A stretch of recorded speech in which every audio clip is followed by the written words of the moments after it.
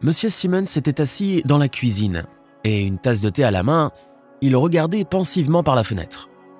De temps en temps, il jetait un coup d'œil au cadran de l'horloge murale. Et mécontent de ce qu'il voyait, il soupirait tristement.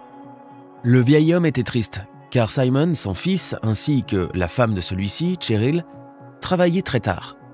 Comme ce n'était pas la première fois ces derniers temps, cela rendait M. Simmons quelque peu suspicieux, bien que Simon et Cheryl avaient toujours une bonne explication pour justifier leur arrivée tardive. Selon ce qu'ils disaient, ils avaient tous les deux beaucoup de travail au bureau et devaient y rester plus longtemps que d'habitude. Malgré la logique de cette justification, M. Simmons demeurait dubitatif, et il pensait que son fils et sa belle-fille l'évitaient délibérément, afin de ne pas avoir à aider le vieil homme fatigué et malade qui, à cause de ses incapacités, était souvent obligé de compter sur eux. Car à peine un an auparavant, M. Simmons vivait seul dans sa petite maison en dehors de la ville. Il y disposait d'un petit jardin ainsi que d'une belle pelouse que, malgré son âge, il maintenait toujours dans un état irréprochable. Sa femme était morte il y a déjà longtemps, et l'homme avait l'habitude de tout faire lui-même. Et tout alla bien jusqu'à un malheureux incident. Un jour, alors que M. Simmons faisait des courses, un incendie se déclara dans sa vieille maison. Malheureusement, personne ne put voir venir la catastrophe, et en un clin d'œil, le bâtiment s'embrasa. Impossible de savoir exactement pourquoi le feu s'était déclaré. Mais lorsque les pompiers arrivèrent sur les lieux, ils suspectèrent rapidement que l'incendie avait pris naissance à la suite d'un court-circuit. Et lorsque M. Simmons, les bras chargés de ses achats, revint chez lui, sa chère demeure n'était plus qu'un tas de ruines fumantes. À la vue de ce que sa confortable maison était devenue, les mains du vieil homme qui tenait ses sacs de provisions se desserrèrent d'elles-mêmes. Et M. Simmons se sentit à ce point désespéré qu'il en perdit connaissance. Une ambulance appelée sur les lieux de l'incendie conduisit l'homme à l'hôpital, où on lui diagnostiqua une hémorragie cérébrale. De toute évidence, la vue de sa maison en cendres avait provoqué un choc sévère au pauvre homme, et pire encore, son hémorragie cérébrale le laissa temporairement incapable d'utiliser ses membres. En apprenant le diagnostic de son père, son fils et sa belle-fille lui proposèrent immédiatement de l'accueillir chez eux. Mais M. Simmons ne voulait pas les embarrasser par sa présence. « Mon fils, tu devrais me laisser à l'hôpital ou me conduire dans une maison de retraite. Crois-moi, tu n'as pas besoin d'un tel fardeau sur tes épaules, » dit le vieil homme à son fils. Mais Simon ne voulut rien entendre, car il aimait son père. Et malgré la douleur du diagnostic, Cheryl et lui considéraient que la place de M. Simmons était auprès d'eux. Quelques mois passèrent. Et autant grâce à l'efficacité des médicaments qu'à la volonté de faire de M. Simmons, qui voulait plus que tout se rétablir, la vie revint progressivement dans ses membres jusqu'alors inertes. D'abord, il n'arrivait qu'à grand-peine à remuer ses doigts et ses orteils. Puis peu à peu, encouragé par les améliorations, il put à nouveau commencer à bouger tous ses membres. Et quand il arriva enfin à sortir tout seul de son lit, ce fut le jour le plus heureux de sa vie, depuis longtemps. C'est alors que le vieil homme se convainquit qu'il devait quitter la maison de son fils et s'installer dans une maison de retraite afin de cesser d'être un poids pour lui et Cheryl. D'autant plus qu'une voisine âgée ne cessait de lui répéter qu'elle était convaincue que sa fille et son gendre n'attendaient que le bon moment pour enfin se débarrasser d'elle. Il me critique pour tout, vous comprenez ? Je me suis trompé de tasse, je me suis levé trop tôt et j'ai réveillé toute la maison. C'est une vie difficile. Chaque jour, je reste assise et j'attends d'être envoyée dans une maison de retraite, lui disait la femme à chaque occasion en regardant son interlocuteur dans les yeux. Évidemment, après de telles conversations, l'humeur de M. Simmons devenait mélancolique pour le reste de la journée. Surtout que, depuis quelque temps, le vieil homme avait constaté que Simon et Cheryl semblaient avoir des secrets pour lui. Et comme dit précédemment, pour des raisons qu'il ne comprenait pas, il restait très tard au travail et ne rentrait à la maison qu'après la tombée de la nuit. Ils en ont probablement assez de moi, c'est pour cela qu'ils me tiennent à distance, mais ils n'ont pas le courage de me dire la vérité en face, pensait M. Simmons en attendant le retour du couple.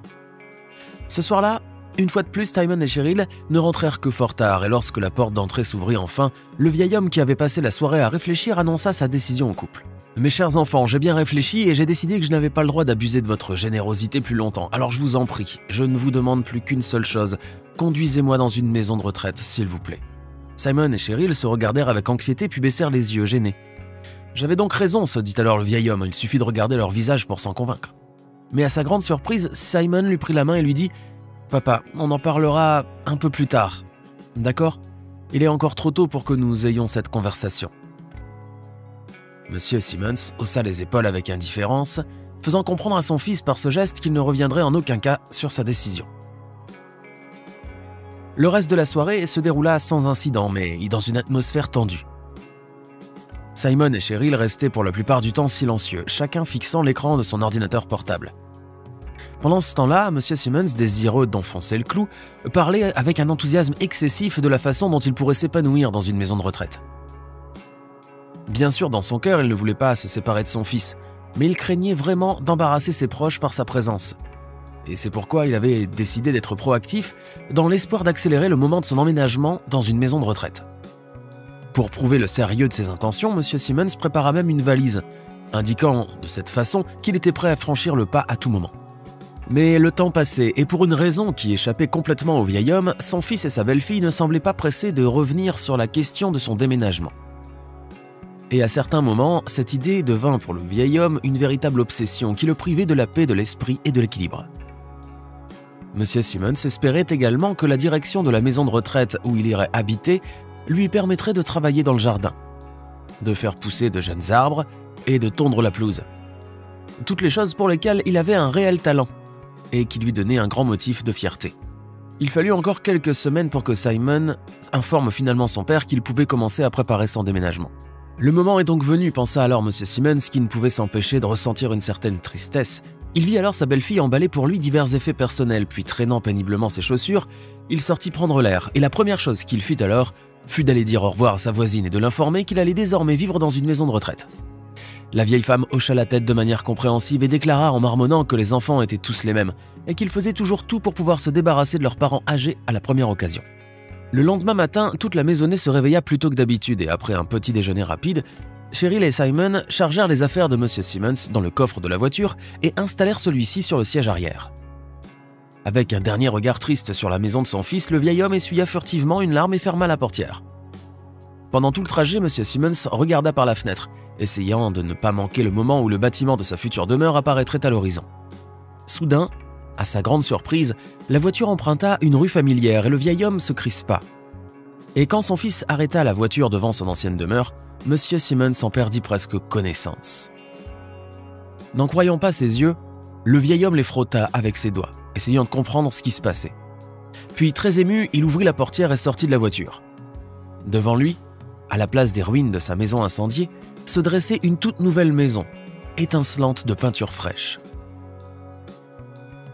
Avec précaution, M. Simmons ouvrit le portail et entra dans la cour, qui était encore pleine de divers matériaux de construction. En regardant Simon et Cheryl, qui arboraient tous les deux un radieux sourire, M. Simmons comprit enfin la cause des longues absences et des arrivées tardives du couple, qui s'affairait alors à lui préparer cette surprise.